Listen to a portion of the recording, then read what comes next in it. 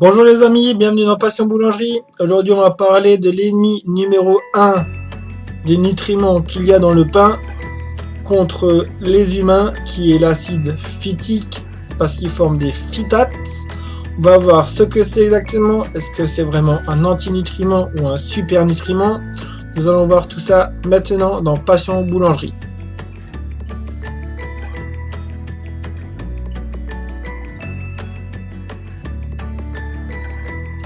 L'acide phytique, mais alors, c'est quoi cet acide phytique? Donc l'acide phytique, c'est la forme de stockage du phosphore dans les grains, y compris les céréales, les légumineuses et les noix. On le connaît aussi sous le nom de IP6, ça c'est plus pour les scientifiques, et lorsqu'il se lie à un minéral, il s'appelle les phytates. C'est pour ça qu'on le trouve dans le pain, car en boulangerie, on le trouve dans toutes les graines, et dans le grain de blé, de seigle et les autres graines aussi, sous forme d'acide phytique qui, en combinant avec le sel que l'on met dans le pain et les sels minéraux de l'eau, il va se transformer en phytate. Donc on dit beaucoup que c'est un antinutriment, on va voir exactement si ça l'est ou si c'est un super nutriment. Donc l'acide phytique, en simplifié, c'est l'énergie stockée, le phosphore de la graine, dont la graine elle a besoin pour germer en présence d'eau et de lumière pour la nouvelle saison.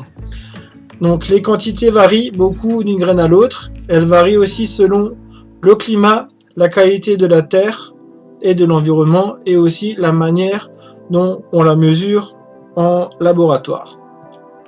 Ce qui vaut à l'acide phytique son nom un peu effrayant d'antinutriment, c'est sa capacité à se lier à certains minéraux, donc il devient une phytate, et d'en limiter l'absorption dans les intestins. Ses détracteurs l'accusent de toutes les carences imaginables. Ses détracteurs l'accusent de toutes les carences imaginables, de problèmes intestinaux, de dents qui se déchaussent, on va perdre nos dents parce qu'on va manger des phytates. Pourtant, on n'a aucune preuve concrète aujourd'hui, et c'est pas forcément parce qu'il y a des phytates qu'on va avoir une déminéralisation du corps avec les dents qui se déchaussent, le calcium qui se fixe plus aux os et ainsi de suite. Donc on va voir les vertus des acides phytiques. Donc au contraire, on sait que les populations qui ont une alimentation plus végétalienne, donc plus riche en acides phytiques, sont en bien meilleure santé que les autres. Forcément, en mangeant plus de végétaux, on augmente aussi la quantité de sels minéraux. Malgré l'effet limitant de l'acide phytique, on absorbe au final tout à fait assez de minéraux pour être en pleine forme. Aussi, ce qui est connu et clairement démontré aujourd'hui, c'est que lorsqu'on consomme des aliments riches en acide phytique et qu'on les combine avec d'autres aliments, l'absorption minérale augmente. Par exemple, une portion de riz complet qu'on cuisine juste avec 2 fines tranches d'oignon ou d'ail permet d'augmenter l'absorption du fer et du zinc jusqu'à 50%. Cela neutralise en soi les effets potentiellement négatifs de l'acide phytique. Donc pas besoin de s'encrasser les artères avec un morceau de bœuf ou de poulet pour obtenir ces minéraux. Donc en boulangerie, si on fait du pain complet ou du pain aux céréales, on doit mettre de l'ail et des oignons pour absorber plus de zinc et plus de fer quand on mange le pain.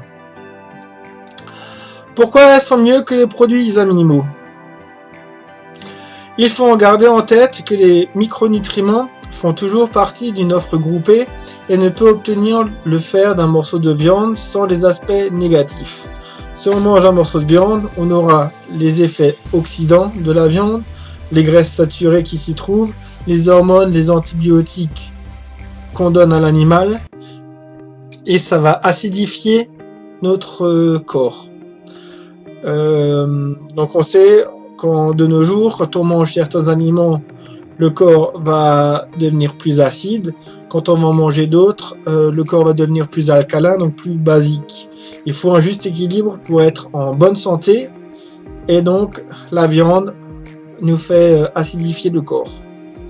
De la manière, on ne peut pas obtenir le fer d'un épinard sans les fibres les vitamines et les antioxydants et l'effet alcanisant des épinards.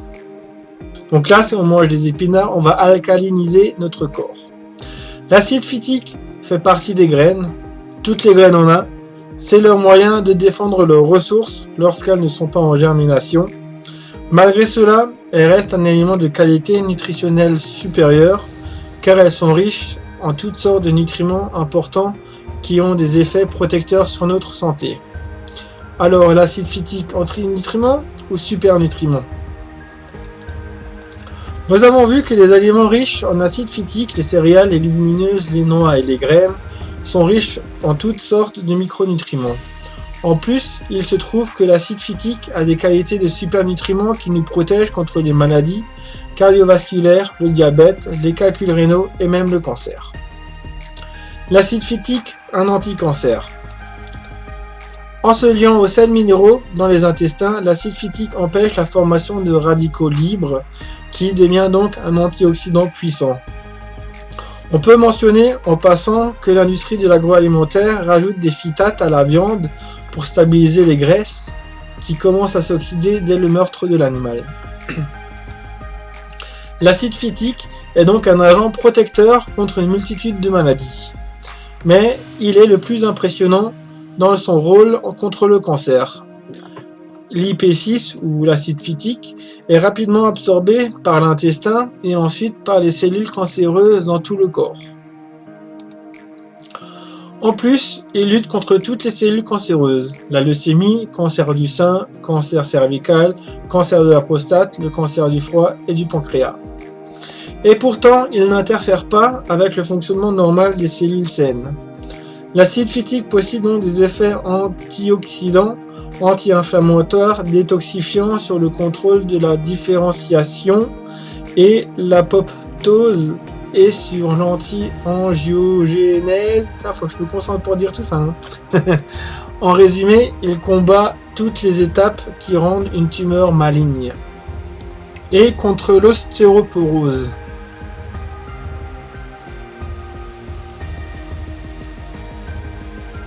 Phytate, est-ce que c'est bon? C'est pas bon. Il se trouve aussi que contrairement à ce qu'on pourrait penser, l'acide phytique a un effet protecteur contre l'ostéoporose.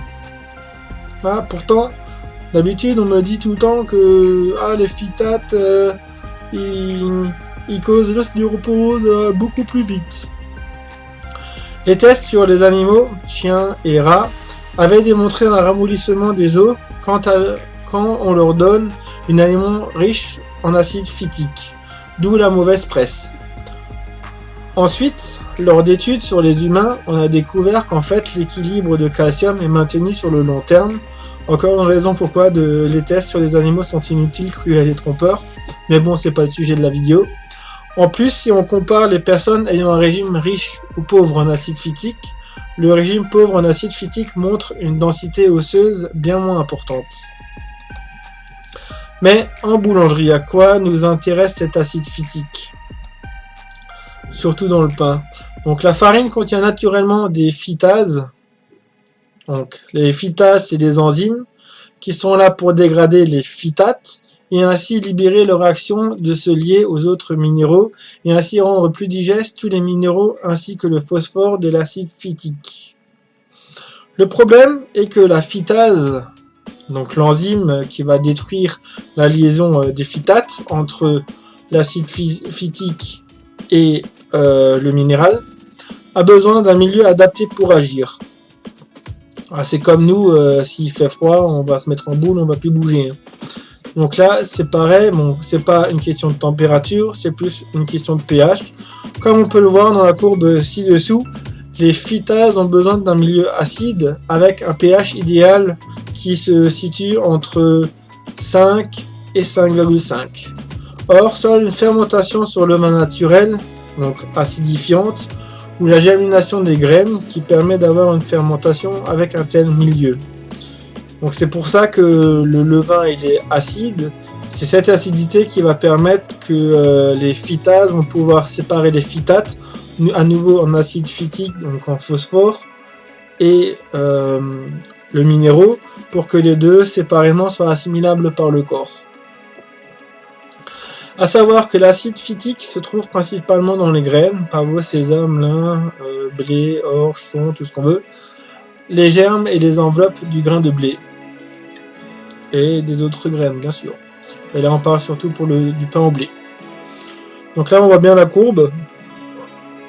Donc, le pH de 6,5, c'est le pain sans levain naturel, sans préfermentation. Donc, qui n'est pas qui est un peu plus acide, hein, il n'est pas neutre. Donc, le neutre, c'est 7. Donc, il y a des petites actions qui se font quand même, mais c'est très minime. Et donc, quand on passe de 6 à 5,5, on monte. Et à partir de 5,5 jusqu'à 5, c'est là où l'activité des phytases est à son summum. Après, il ne suffit pas d'avoir un milieu acide pour agir, il faut aussi du temps pour couper les liaisons. C'est pour ça qu'un levain naturel, donc sans levure ajoutée, va prendre entre 8 et 72 heures à être fabriqué. Et donc là, la phytase aura le temps de décomposer les phytates pour rendre les nutriments accessibles à notre organisme. Donc en conclusion, si le boulanger veut rendre son pain plus digeste, il doit acidifier sa pâte, surtout s'il fait du pain avec la farine qui a du son. Donc c'est une farine, on va dire en partant de T80, donc le type 80, donc qui est une farine bise, hein, jusqu'à type T150, qui est une farine complète voire intégrale, ou si on utilise des céréales et des graines, donc pain aux céréales, ainsi de suite. Donc le problème, si on ne met pas ce levain qui acidifie le milieu pour que les phytases rentrent en action et qu'on ne leur laisse pas assez le temps pour rentrer en action, ces phytates, ils vont se stocker dans notre corps. Il y en a qui vont rester dans les intestins, il y en a d'autres qui vont se stocker dans le foie, et au bout d'un moment, c'est de trop, et c'est là qu'on va tomber malade. Mais l'idéal, c'est de demander à votre boulanger s'il fait au moins du pain avec ajout de levain naturel pour ajouter de l'acidité. Demandez-lui combien de temps son pain fermente du moment du pétrissage jusqu'à la mise au four pour savoir si les phytases ont eu le temps de faire leur boulot et si le milieu était assez acide pour qu'ils rentrent en action. Donc voilà, vous savez tout sur les phytases, les phytates et l'acide phytique.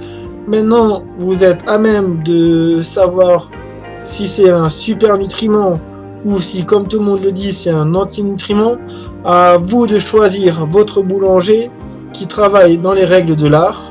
Un levain naturel, c'est pas dur, c'est de l'eau, de la farine, et on laisse fermenter.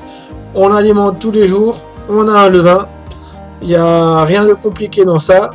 Demandez-leur comment ils travaillent, posez-leur des questions. Si c'est des longues fermentations ou s'ils travaillent avec du levain naturel, même si c'est pas un pain avec l'appellation au levain naturel, qui est quand même très légiféré, mais au moins un pain avec ajout de levain naturel, qu'il soit dur ou liquide, c'est égal, mais au moins qu'il y a une acidité du milieu lorsque vous achetez un pain complet ou aux céréales ou aux graines. Donc voilà, j'ai fini ma vidéo. Mettez-moi un pouce bleu si vous avez aimé. Abonnez-vous à ma chaîne si ce n'est pas encore fait. Et à bientôt!